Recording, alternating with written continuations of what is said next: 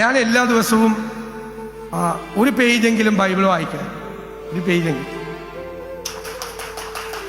അതിൽ എന്നെ അത്ഭുതപ്പെടുത്താറുള്ളത് എൻ്റെ ധർമ്മസങ്കടങ്ങൾ, എൻ്റെ വിഷമങ്ങൾ, എൻ്റെ ഉത്കണ്ഠകൾ, എൻ്റെ പരാതികൾ, എൻ്റെ പരിഭവങ്ങൾ.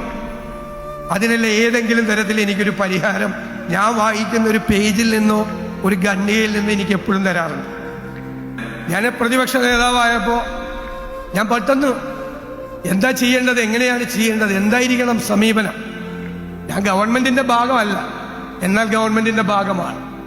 ഗവൺമെന്റിനെ നടത്തേണ്ട ആളാണ്, സൂക്ഷിച്ച് പരിശോധിക്കേണ്ട ആളാണ്, സൂക്ഷ്മ പരിശോധന നടത്തേണ്ട ആളാണ്.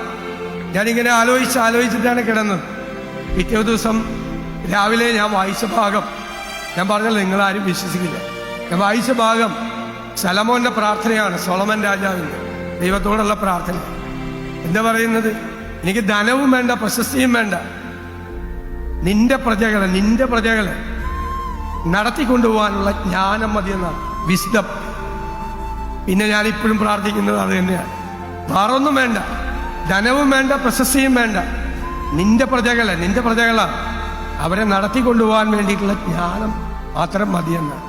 എല്ലാത്തിനും നമുക്ക് വിശുദ്ധ ഗ്രന്ഥത്തിലും ആ ക്രൈസ്തവ ദർശനത്തിലും എല്ലാത്തിനും മറുപടിയുണ്ട്. ഇതിന് മറുപടിയുണ്ട്.